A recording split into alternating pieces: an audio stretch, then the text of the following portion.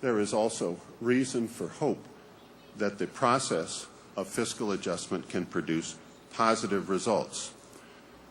IMF studies suggest that even though in the initial stages fiscal adjustment produces slower growth in the short run, as confidence is gained and balance is restored, growth speeds up in the longer run. Moreover, when you ask most people where that rise in debt and deficit came from in the recent crisis, they tend to think it was discretionary actions of governments that did it. But the IMF's analysis shows that, in fact, the increase in debt and deficit was about one-half a result of revenue loss associated with slower growth. About 20% of it was associated with increase in spending associated simply with slower growth, automatic stabilizers.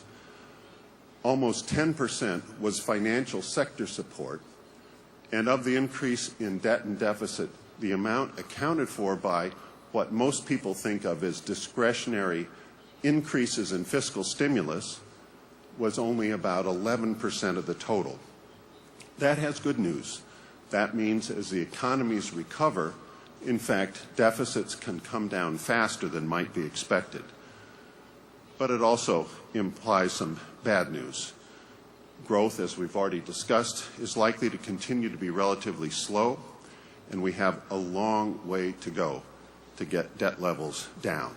In fact, according to IMF calculations, if we did the following experiment, thought experiment, if actions were taken by the advanced economies between now and 2020 to reduce deficits, and that reduction or improvement in basic balance was maintained through to 2030 with the goal of restoring the debt to GDP ratio by 2030 that prevailed in 2007, not such a tremendously aggressive goal. In countries like Japan, it would require a fiscal adjustment of 18% of GDP. In the U.S., 11% of GDP. And in fact, for the average for the advanced economies, about 8% of GDP. So there's a lot of work to do.